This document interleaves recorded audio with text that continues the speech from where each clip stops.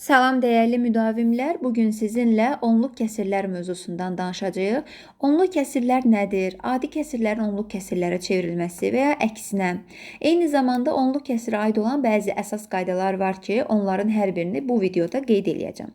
Başlayaq ilk olaraq onluq kəsirlər nədir? Belə bir tərif var ki, məxrəcində 10, 100, 1000 və s. olan kəsirlərə onluq kəsirlər deyilir. Misal olaraq, 10-da 7. Baxın, məxrəci 10-dan ibarətdir. Sonra 100-də 4, 1000-də 8. Bir də belə deyilir ki, onluq kəsirin məxrəci 2 və 5-dən ibarətdir. Baxın, 10-da 7-nin məxrəcinə diqqət eləsəz, 2 və 5-dir. Yəni, sadə vuruqlara ayrılanda sadəcə 2 və 5 olur. 100-də 4-ü də sadə vuruqlara ayırırsaq, 2 vuraq 2, vuraq 5, vuraq 5. Bu formada sürət dəyişməz qalır. Sürət eynidir qiyməti. Lakin məxrəci sadə vuruqlara ayırıb görə bilərsiniz ki, yalnız 2 və 5-dən ibarət olur. Bunu danışdıqsa elə gəlin onluq kəsirin adi kəsirə çevrilməsindən danışaq. Məsələn, qeyd elədiyim kimi 10-da 7. Baxın, baxırsınız qarşısına. Bu sadəcə bir adi kəsirdir. Yəni, bu qarışıq kəsir deyil. Qarışıq kəsir necə olurdu? Ona da misal yazın. Məsələn, 4 tam 10-da 3. Baxın, 4 tam 10-da 3 qarışıqdır, 10-da 7 onluqdur. Səbəbi odur ki, qarşısında tam hissəsi də var. Qarışıq kəsirlərə deyirdik ki, tam və kəsir hissədən ibarətdir.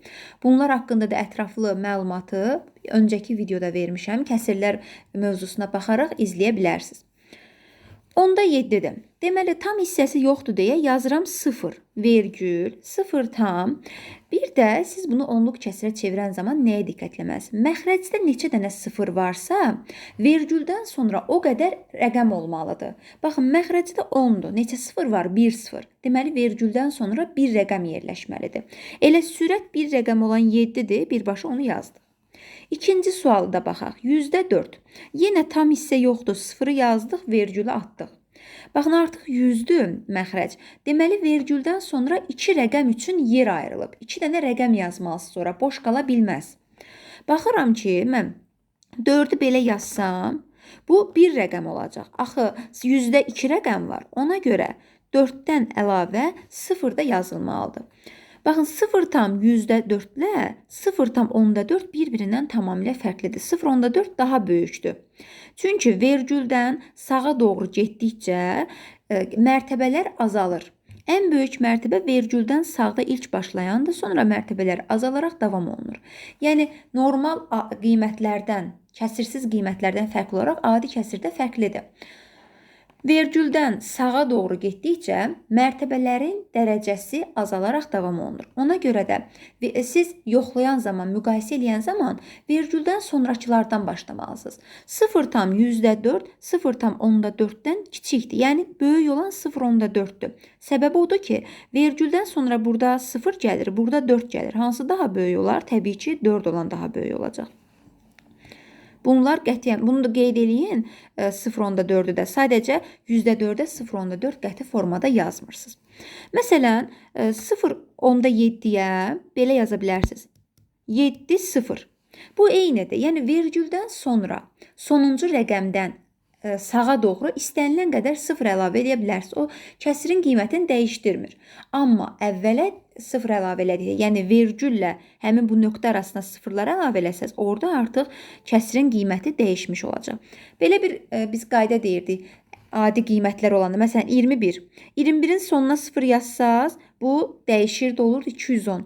Amma əvvəlinə 0 yazanda yenə 21 olaraq gedirdi. Onluq kəsirdə isə fərqlidir. Sonuna 0 yaza bilərsiniz istənilən qədər. Amma vergüllə həmin rəqəm arasına 0-lar yaza bilməzsiniz. O fərqli qiymət olaraq göstərilir.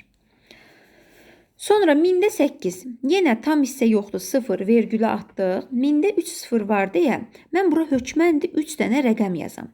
Amma sürətimdəki rəqəm bir rəqəmdir. Ona görə sona onu yazıram. Boş qalan hissələrə də 0-lar əlavə olunmalıdır. Başqa bir dənə misal deyim. Məsələn, 1000-də 14. Baxın, yenə 0 vergül yazdıq. 3 rəqəm üçün yerimiz var. 14 2 rəqəmdir. Sondan yazıram, boş qalan yeri 0-la da doldurmalıyam. Sonra indi qarışıq kəsirlərin onluq kəsirə çevrilməsinə baxaq. Baxın, artıq 4 tam 10-da 3-də tam var deyə 4-ü yazıram, vergülü atdıq. 10-da bir sıfır var deyə bir rəqəm üçün yer ayrılır. Olur 4/10-3. Başqa bir dənə də misal yazsaq. Məsələn, 12/1000-də 23. Tam hissə var 12. 1000-də 3 dənə sıfır var deyə 3 rəqəm üçün yerim ayrılıb, amma məndə verilmiş, sürətdə verilmiş qiymət 23-dür. Sona 23 yazıram, boş qalan bir yerə də sıfırla əvəz elədik. Bu oldu adi kəsirlərin onluq kəsirlərə çevrilmə qaydasını. İndi həm də burada nəyi də bildiniz? Baxmalısınız ki, bu onluq kəsirə çevrilə bilər. Yəni, məxrəc 2 və 5-lərdən ibarət olmalıdır ki, onluq kəsirə çevirmə mümkün olsun. Başqa bir dənəsi, bu məxrəci əyani görünən adi kəsirlərdir. Yəni, məxrəci hamısının 10, 100, 1000 olanlardır. İndi isə belə bir qiymət yazıram. Məsələn, 2-də 1. 2-də 1-i çevirməliyik onluq kəsirə. Baxırsınız ki, məxrəcdə 2 var, amma dedik ki, biz onluq kəsirdə 2 və 5-lər bərabər sayda olmalıdır. Yəni, 2 dənə 2 varsa, 2 dənə də 5 olmalıdır. Başqa heç bir qiymət olmamalıdır ki, biz onu onluq kəsirə çevirə bilək. Deməli, bir dənə 2 varsa burada, bir dənə də 5 əlavə edirəm, vuraq 5 yazıram. Əgər məxrəci 5-ə vurmuşamsa mən, hökməndir ki, sürəti də 5-ə vuram. Bilirsiniz ki, kəsiri nəyə vurursunuzsa, məxrəc və sürəti eyni bir ədədə vuraraq dəyişməlisiniz. Buna görə də olacaq 10-da 5. Artıq gəldik biz bayaqki məxrəci 0 olan adi kəsirlərə. Bundan sonra da cavabı olacaq 0/10-5. Başqa bir dənə məsələn 7/4-də 1. Artıq bunu deyilir qarışıq kəsir və tam hissə var deyə tam hissə dəyişməz qalır. Həmişə olduğu kimi saxlayacaqsınız. Məxrəci parçalayıram. 4-ü 2 vuraq 2 kimi yazıram. Amma mənə 5-lər də lazımdır ki, onluq kəsir çevirə bilim. Neçə dənə 2-dən ibarətdir? 2 dənə. Deməli, 2 dənə də 5 əlavə eləyəcəm. Sürət 1 idi. Məxrəci 2, 5. Məxrəci 2, 5-ə vurmuşamsa, sürəti də 2 dəfə 5-ə vurmalıyam. Oldu 7/125. Son olaraq bir dənəsinə də baxaq. Bu 1000 olsun. 1000 olması üçün 8-də 3. 8-də 3-ü yazdım. İndi 8-i parçalasaq 2 vuraq 2, vuraq 2. 3 dənə 2 var deyə 3 dənə də 5 yazmalıyam. Sürət 3 idi. 3 dənə də 5-i yazıram. Məxrəc olur 1000. Sürət də 2, 75, 3, 375. 0/1000-də 375. Bu adi kəsirin onluq kəsirə çevirməsinin bir qaydasıdır. Bir də növbəti bir qaydası var ki, buna da deyilir bölmə qaydası. Bu yazdığım hissələri mütləq qeyd edin. Bölmə qaydası eyni ilə bayaqki misal olan 2-də 1-i eləyəcəm. 2-də 1-i bölmə qaydası ilə onluq kəsirə çevirək. Bu nə deməkdir? 2-də 1 odur ki, 1/2. Bəzi yerlərdə belə yazılır, məsələn, bölmə işarəsi kimi. 1/2-ni budaqlı bölmə ilə yazsaq, 1-i 2-yə bölsəm, 0 tam. Çünki 1-in içərisində 2 yerləşmir, 0 dəfədir. 1-in yanına 0 əlavə edirəm. Baxın, 0 tamdırsa, tam dedinizsə vergülü atmalısınız. Çünki 1-in içərisində 2 yoxdur, 0 dəfədir. 0-ı atdım, vergülü qoydum. Vergüldən sonraları davam eləyəcəm. 1-in yanına 0 atdığı oldu 10. 10-u 2-yə böləndə elədi 5. 5-i 2-yə 10. Qalıq oldu 0. Qalıq 0-dırsa davam eləmirsiniz. Bitdi. Deməli, aldığınız cavab elə nə oldu? 0/10-5. İndi yenə 8-də 3 eləyirəm. Bayaq elədiklərimi eləyirəm ki, eyni cavab olduğunu əyani olaraq da görə biləsiniz. 8-də 3 bölək 8 deməkdir. 3-ü 8-ə böldüm. 3-ün içərisində 8 yerləşmir deyə 0 tam yazıram. Vergülü atdıq. 3-dən sonra 0 əlavə edirəm. 30-un içərisində 8 yerləşir 3 dəfə. 24, 6. 6-dan yanına yenə 0 əlavə edirik. Çünki 6-nın içərisində 8 yerləşmir. 60. 60-ın içərisində 8 7 dəfə. 56. 4 qalıq qaldı. Yanına 0. 40-ın içərisində 8 5 dəfədir. Artıq qalıq nə alındı? 0 alındı. 0 alındısa deməli bitdi. Bundan sonrası cavabda yoxdur. Elə eləyir 0/375. Yenə eyni qayda alındı. Bir də elə kəsirlər var ki, siz onu onluq kəsirə çevirəndə sonsuz qiymət ardıcılığı alınır. Belə öz dilimizdə deyirik ki, çevirmək olmur bunu.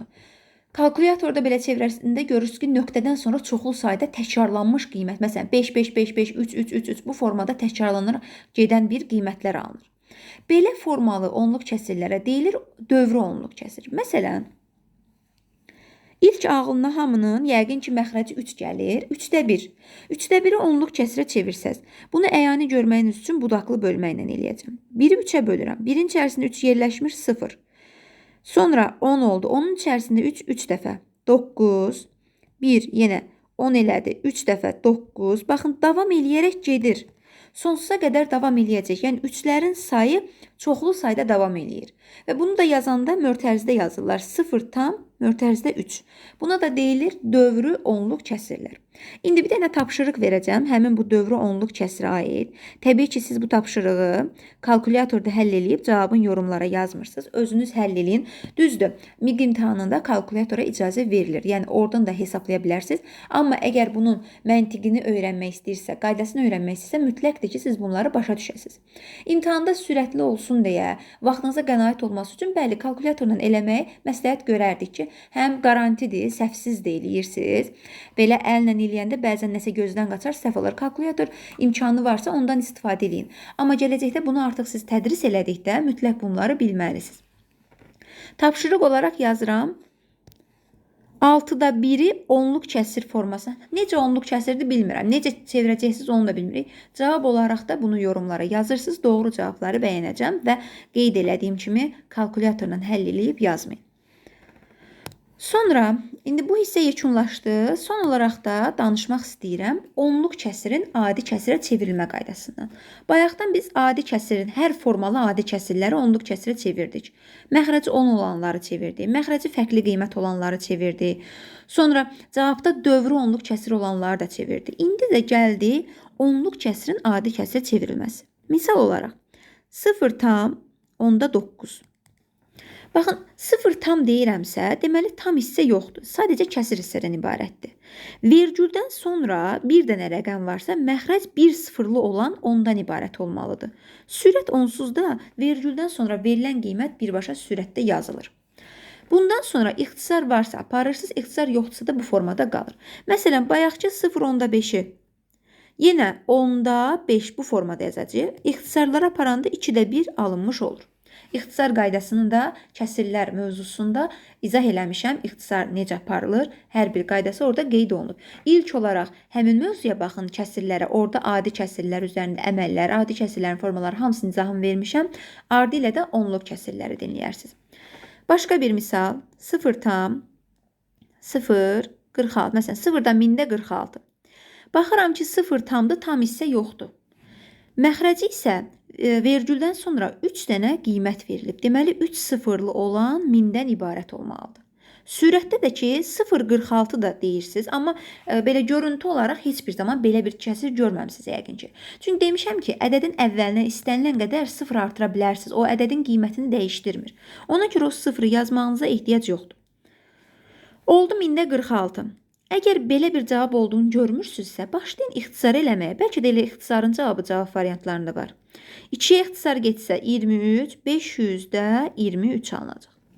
Bir dənəsində son olaraq qarışıq kəsir formanın izahını, qarışıq kəsirə aid olan bir misal deyim. Məsələn, 7 tam, yox, kəsir belə yazıram. 7 tam, yüzdə 2. Baxın, bu hissədə artıq tam hissə var. 7-ni yazdınız. O tam hissə varsa, kəsirin qarşısında həmin qiymət dəyişilmədən, heç bir əməliyyat olmadan üzərində yazılmalıdır. Vergüldən sonra 2 rəqəm varsa, deməli 2 sıfır olan 100-dən istifadə olunur. Sürətdə də 2 yazılacaq. 0, 2, 2 eyni anlayışdır. Bayaq qeyd etdiyim kimi bu 0,46-da da. Sıfırlar olanda onu yazmağa ehtiyac yoxdur. Təbii ki, cavab variantında ola da bilər, belə olmaya da. İxtisar eləyin 50-də 1. Ola bilər ki, belə bir cavab variantı alınmış olar. Beləliklə, onluq kəsirə aid MİQ və sertifikasiya imtahanında bütün görə biləcəyiniz dərs izahını qeyd elədim. Növbəti videolarda görüşənədək.